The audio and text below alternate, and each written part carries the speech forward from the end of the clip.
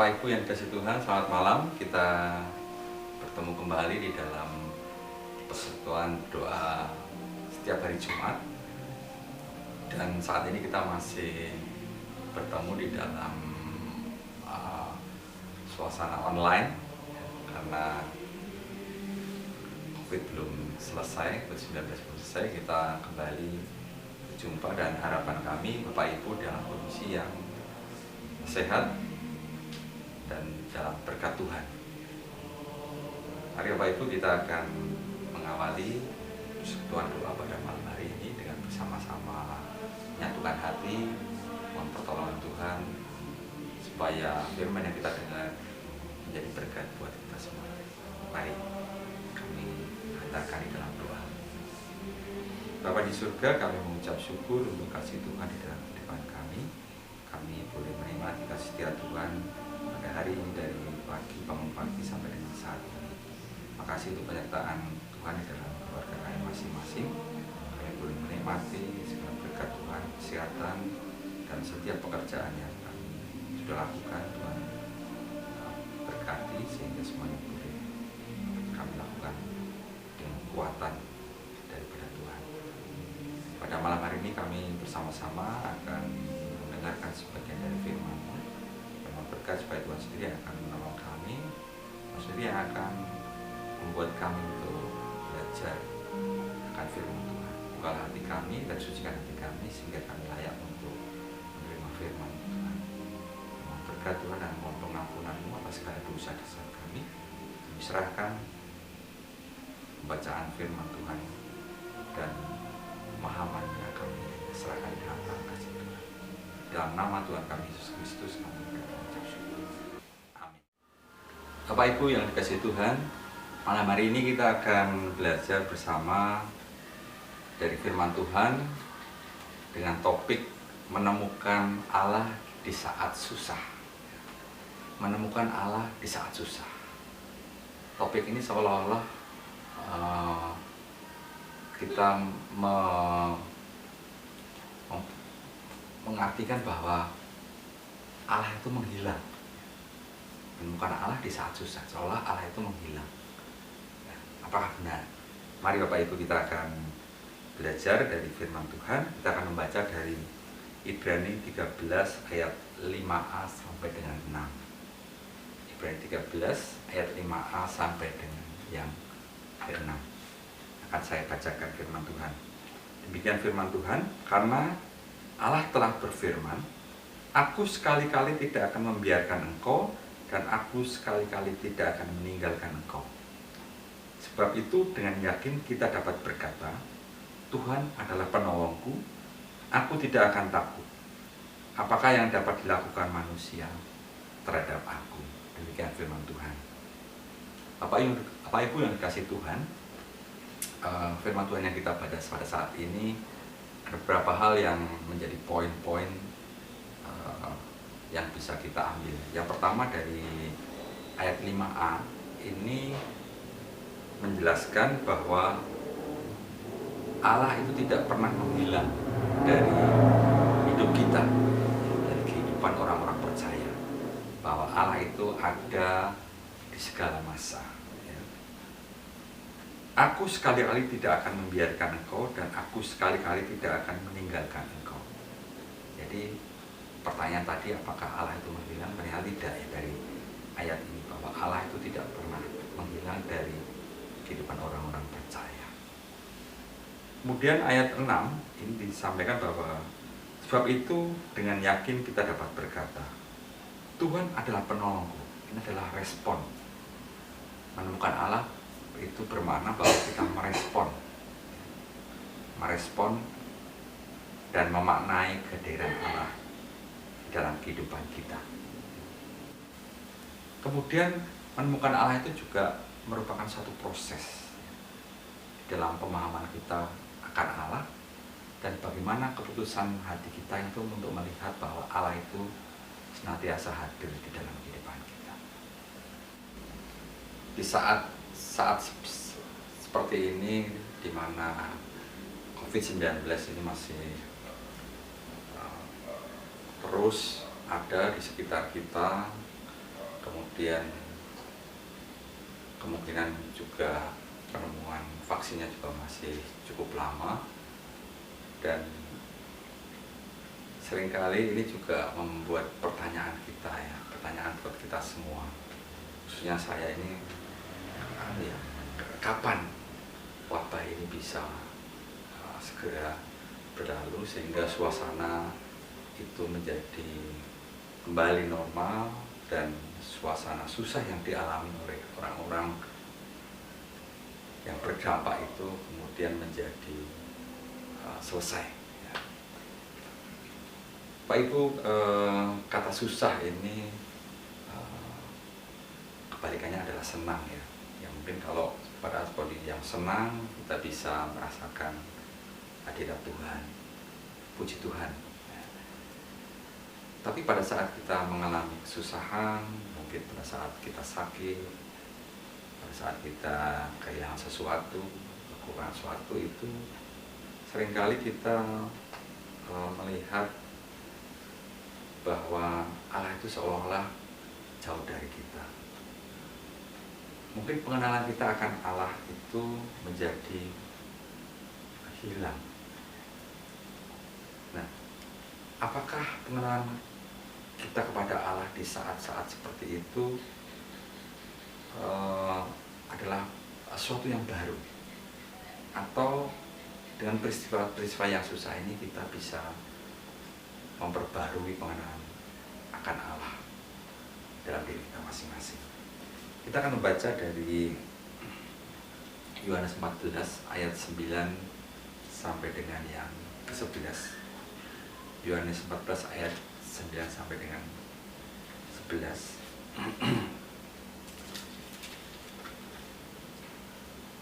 Akan saya bacakan. Kata Yesus kepadanya, "Telah sekian lama aku bersama-sama kamu, Filipus, namun engkau tidak mengenal aku. Barang siapa telah melihat aku, ia telah melihat Bapa. Bagaimana engkau berkata, tunjukkanlah Bapa itu kepada kami? Tidak percayakah engkau bahwa aku di dalam Bapa dan Bapa di dalam aku? Apa yang aku katakan kepadamu, tidak aku katakan dari diriku sendiri. Tapi Bapa yang diam di dalam aku, dialah yang melakukan pekerjaannya. Percayalah kepadaku bahwa aku di dalam Bapa dan Bapa di dalam aku. Atau setidak-tidaknya percayalah karena pekerjaan-pekerjaan itu sendiri." Bapak Ibu yang dikasihi Tuhan, murid Tuhan Yesus yang sudah lama mengikuti Tuhan Yesus di dalam proses pemberitaan Injil ini, sampai menanyakan hal-hal yang kelihatannya ya agak aneh ya. Tunjukkanlah Bapa itu kepada kami. Jadi artinya apa? Artinya bahwa murid-murid Tuhan Yesus di dalam pengenalan akan Tuhan itu masih mempertanyakan. Itu barangkali yang kita bisa baca dari firman Tuhan ini. Ini seringkali menggambarkan kepada kita ya, sebagai orang yang percaya, kita kadang-kadang juga sering menanyakan hal seperti itu. Padahal kita setiap hari membaca firman Tuhan, kita kemudian setiap minggu pada waktu yang lalu kita gereja, ikut di dalam persekutuan, ikut dalam lain, tapi seringkali kita juga mempertanyakan akan kehadiran Allah dan hidup kita pada saat kita susah. Seringkali kita bertanya-tanya, kenapa Allah kok tidak menolong? Di mana Allah dalam hidup kita? Nah, melalui pembacaan kita di Yohanes 14 ayat 9 sampai 11, kita dapat belajar dua cara bagaimana kita menemukan Allah di dalam kehidupan kita. Yang pertama adalah mempercayai perkataan Tuhan Yesus. Yang kedua adalah mempercayai pekerjaan-pekerjaan yang dilakukan oleh Tuhan Yesus. Yang pertama, mempercayai perkataan Tuhan Yesus, yaitu menerima dan mengaminkan firman-Nya sebagai kebenaran. mengaminkan dan menerima firman-Nya sebagai kebenaran. Pada ayat yang ke-6 itu disebutkan bahwa sebab itu dengan yakin kita dapat berkata, Tuhan adalah penolongku, aku tidak takut apakah yang dapat dilakukan manusia terhadap aku. Jadi firman Tuhan ini mengajak kita untuk menerima dan mengaminkan bahwa Tuhan adalah penolongku, aku tidak akan takut. Adalah proses di mana kita mengaminkan dan menerima firman itu sebagai suatu kebenaran. Mempercayai perkataan Tuhan ya, di dalam firman-Nya. Ini ilustrasi yang barangkali Bapak Ibu sering ya mendengarkan mengenai Mazmur 23 ya. Mazmur 23 ini ayat yang sangat populer ya, bahwa Tuhan adalah gembalaku, takkan kekurangan aku, yang membaringkan aku di padang yang berumput hijau, yang membimbing aku ke air yang tenang. Bapak Ibu, saya sekarang sudah pensiun ya, mulai bulan Mei kemarin pensiun, dan saya melihat dari sejak saya bekerja pada tahun 87 sampai dengan saat ini mengalami banyak hal ya. Pada saat krisis dulu sempat juga pas-pasan dari segi keuangan ya. Kemudian pada saat pernah sakit beberapa kali saya yang cukup ya, sakit yang cukup lumayan ya, dan itu saya melihat bahwa segala sesuatu itu kemudian dipulihkan oleh Allah. Sakit disembuhkan, kemudian keuangan juga diberkati, sehingga pada saat ini saya boleh bekerja sampai dengan 33 tahun, dan semua adalah karena anugerah Tuhan, berkat Tuhan. Jadi saya mempercayai Mazmur 23 ini, bahwa Tuhan adalah gembalaku, takkan kekurangan aku, yang membaringkan aku di padang yang berumput hijau, yang membimbing aku ke air yang tenang dan sebagainya. Jadi saya mempercayai dan mengaminkan firman Tuhan ini. Itu cara saya belajar bagaimana kita mempercayai perkataan-perkataan Tuhan melalui firman-Nya. Yang kedua adalah bagaimana menemukan Allah itu dengan mempercayai pekerjaan-pekerjaan yang sudah dilakukan Tuhan, apa yang sudah Tuhan Yesus lakukan di dalam kehidupan kita. Barangkali kalau Bapak Ibu seorang yang senang menulis atau sering mencatat kejadian-kejadian yang dialami mulai dari saat muda sampai dengan sekarang ini, pasti akan banyak sekali proses yang sudah dilakukan oleh Tuhan dalam kehidupan kami dan kehidupan kita semuanya. Mungkin kita bisa mencatat semua berkat Tuhan, bagaimana Tuhan memulihkan, bagaimana Tuhan telah menolong di dalam berbagai hal. Itu sebenarnya adalah cara yang sangat sederhana dalam kita mencatat perbuatan-perbuatan Tuhan atas hidup kita. Mungkin barangkali kalau yang belum, mungkin bisa mengingat-ingat kembali apa yang sudah Tuhan lakukan dalam kehidupan kita.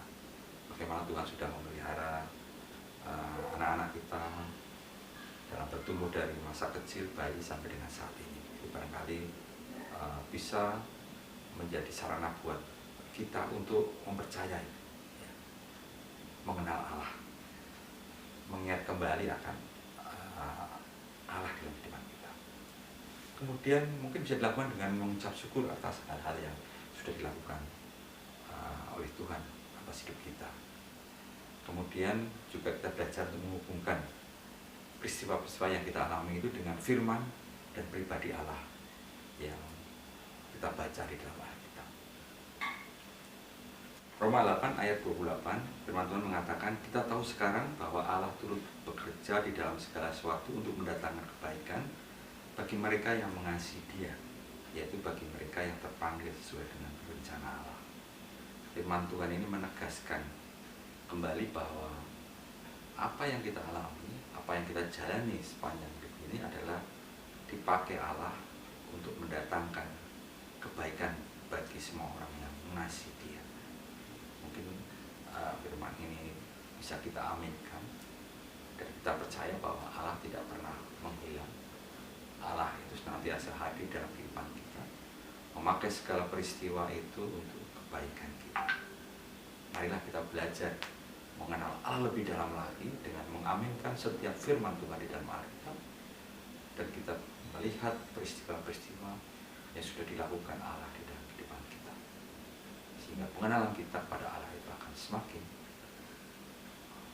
besar dan semakin kita bisa mengenal Allah lebih dalam. Amin. Mari kita bersama-sama bersatu di dalam doa. Bapa di surga, kami mengucap syukur untuk berkat Tuhan melalui firman yang sudah kami dengar pada saat ini. Biarlah firman ini menjadi kekuatan bagi kehidupan kami pada hari-hari yang akan datang, Tuhan. Kami berdoa pada saat ini untuk bangsa dan negara kami. Kami menyerahkan Tuhan pemerintah bangsa dan negara kami. Tuhan berkati semua aparatur negara, dari Bapak Presiden sampai dengan pemerintahan yang paling kecil, Tuhan. Kami mohon berkat Tuhan, biarlah Tuhan menolong segala permasalahannya. Tuhan memberkati setiap pekerjaan yang sudah direncanakan, dan apa-apa yang dikerjakan biarlah Tuhan membuatnya berhasil, Tuhan. Kami berdoa secara khusus untuk wabah COVID-19, Tuhan. Ya Tuhan, menolong kami semuanya dan memberkati kami supaya kami dijauhkan dari penyakit tersebut, Tuhan. Dan kami berdoa untuk para medis yang saat ini sedang menangani penyakit COVID-19 ini, biar Tuhan terus memberkati mereka supaya mereka boleh melayani saudara kami yang sakit dengan penuh sukacita, Tuhan. Biar kasih Tuhan terus menolong para medis yang saat ini sedang bertugas, Tuhan. Secara khusus Tuhan, kami berdoa untuk gereja GKI Pacem Budak Payung. Tuhan berkati seluruh warga jemaatnya di dalam segala hal, dalam setiap pekerjaan. Tuhan berkati keluarga mereka masing-masing sesuai dengan kasih karunia Tuhan. Dan pada saat ini kami memasuki kehidupan new normal, Tuhan. Kami berkat Tuhan, biarlah kasih Tuhan terus menolong kami, berikan kami kebijaksanaan untuk kami melakukan yang terbaik sesuai dengan kehendak. Dan kami juga merencanakan untuk mempersiapkan ibadah di era new normal itu. Biar Tuhan memberikan kasih karunia kepada kami semuanya, Tuhan, supaya kami mempersiapkan ibadah di dalam new normal ini dengan sesuai dengan Tuhan, dan kami boleh diberkati dalam setiap aktivitas dan usaha kami. Kami serahkan Tuhan, biar kasih Tuhan terus menolong kami, menolong setiap keluarga, dan menolong setiap rencana dan aktivitas kami. Kami serahkan Tuhan setiap pergumulan kami dan setiap permohonan kami yang di dalam nama Tuhan kami Yesus Kristus, Tuhan dan Juru Selamat kami. Amin. Haleluya. Amin.